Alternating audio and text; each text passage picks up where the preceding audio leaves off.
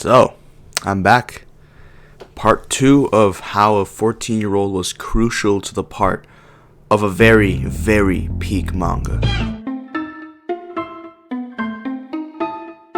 The first time we see Lucy in this chapter is when the president's playing the violin. While the president's setting down his violin, he says that this is the first time in a while where he saw his wife. The last time that they drank tea, played music, relaxed, and did something was in Chicago. He states that the work he has to do since the start of the race will be ending soon. But then he suddenly pulls in Lucy and says something's different about her. But it turns out he's not actually suspicious and is praising her page flipping skills. The president then gets a little bit freaky and Lucy says if the president's hand that touches her slides any higher, she'll just bite her tongue off. Just then, the corpse part that she has, the eye, suddenly rolls out of her pocket and flies towards the door. Then to distract the president, Lucy has to pull the president's face closer to her, almost like she's initiating a kiss. Lucy then panics and is left in this really awkward situation with the president, which cuts off in the next chapter and transitions to Lucy's backstory, which will hopefully explain why she's married at the age of 14.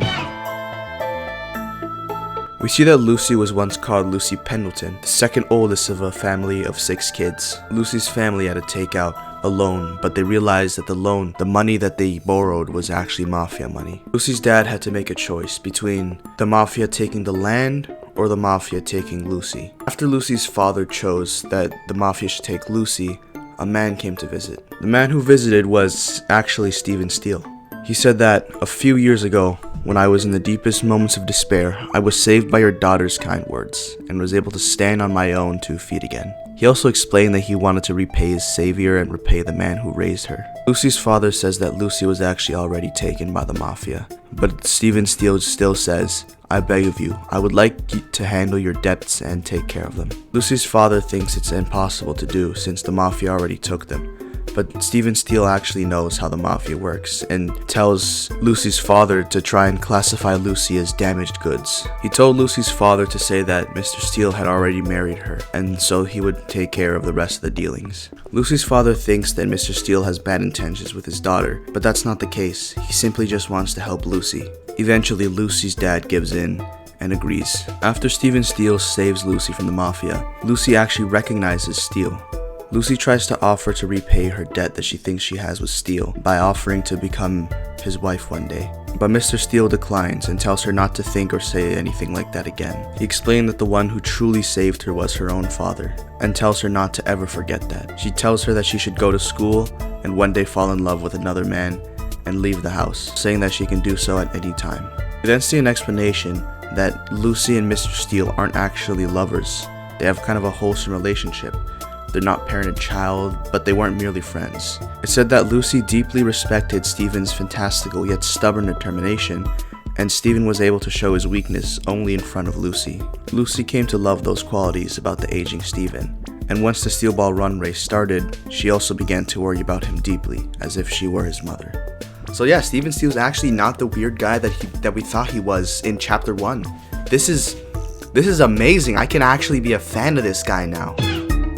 Alright, fast forward again, we see that Lucy Steele, still disguised as Scarlet, is in a weird situation with the president. The situation turns really tense, the president turning around and demanding Lucy what fell on the ground, only for Lucy to play it off and pretend to be interested on what's behind the door as if she doesn't know already. The president then gets defensive and says there's nothing behind the door that'll interest her. And we get this really weird panel.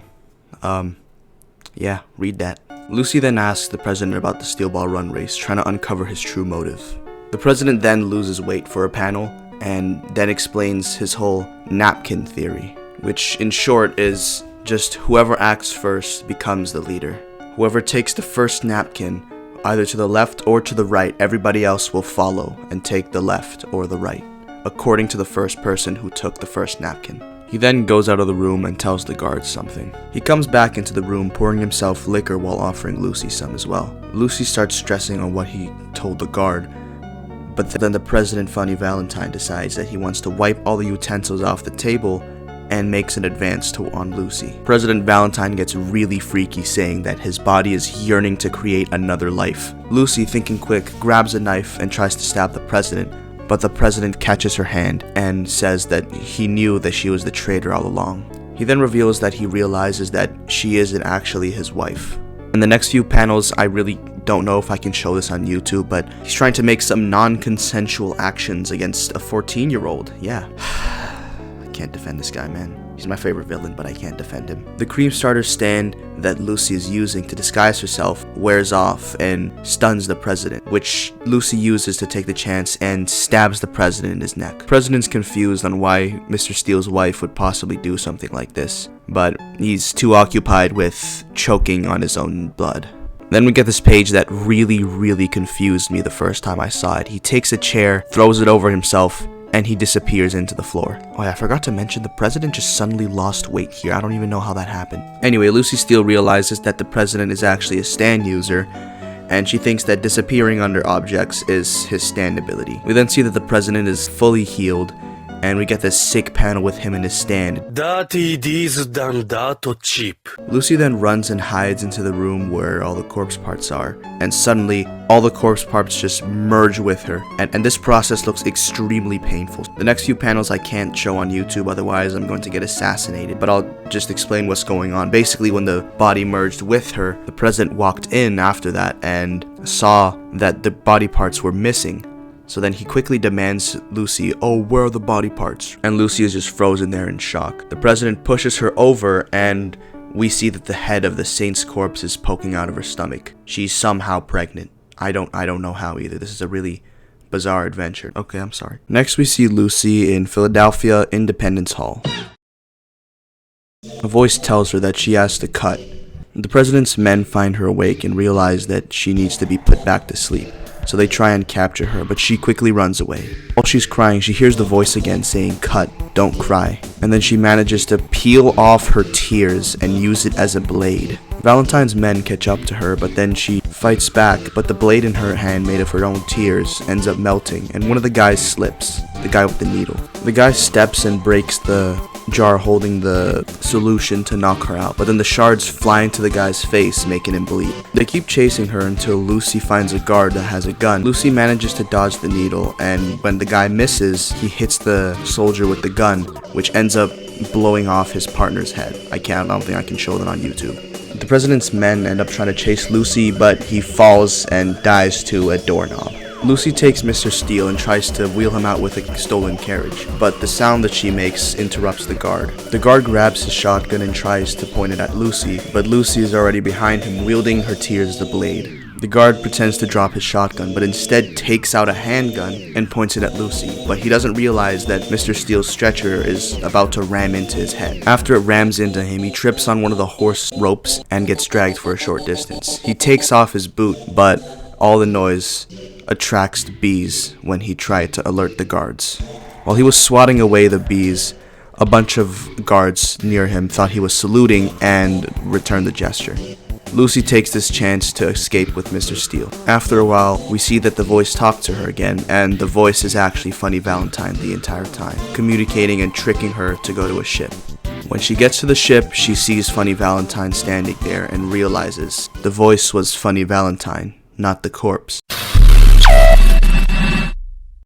Valentine orders Lucy to take the carriage onto the boat, but Lucy refuses and asks Valentine to heal Stephen's wounds instead. Lucy tries attacking the president with her tear blade, but ends up failing. The president then explains how the corpse will help the country, and Lucy Steele realizes how ruthless the president really is. The president still has some common courtesy though, so he promises not to kill Stephen Steele. On the train, Lucy feels unwell, and when she grabs a glass of water, the water starts splitting apart. Strange things begin happening to her body, and she thinks she's gonna turn into the corpse, which she kind of will. The president comes back and sees that the strange things are happening to Lucy's body, and then realizes that Lucy was the head of the corpse. After a while, we see Lucy in this weird mosaic-like state where really bizarre things start happening around her. We see that Lucy's creating some kind of gap in space, like some kind of dimensional barrier. And since Funny Valentine's stand allows him to pass through different dimensions, this is perfect and he can use Lucy to his advantage, combining with her to make D4C Love Train. In this next chapter, D4C Love Train, Lucy didn't really do anything, but she was a big part combining with Funny Valentine and all. Her dimensional barrier with Funny Valentine was only bypassed by Johnny and Jiro using his new stand that he got from Spin called Ball Breaker, and Johnny when he unlocked Tusk Act 4. I mean, this video is about Lucy, so I'm gonna skip over D4C Love Train. I'm sorry, okay? I'm sorry. Just read the manga or watch some recaps on YouTube. I don't know. The next time we see Lucy steal, it's when she's trying to sneak up on Diego, but the alternate universe version that has the world. Diego holds Lucy by her neck and asks why she came here. Diego realizes that this is actually Steven Steele's wife, and then plans to kill her, and after that she also plans to kill Steven Steele. But before that, Diego says he wants to do some things to Lucy that, aren't really consensual. Before he can, he notices the bag that Lucy was holding the whole time, looks inside, and sees himself. He remembers that this is this universe's version of him, which means that now that they're so close to each other, he's for sure to die, since two of the same things cannot coexist in the same dimension. And so he gets eliminated by Lucy Steele. Lucy has completed her mission by stopping the last threat towards Johnny. And so that concludes Lucy Steele's story. Alright, same ranking as last video. Each part I'm going to rank Lucy on how useful she was or how crucial she was to the plot.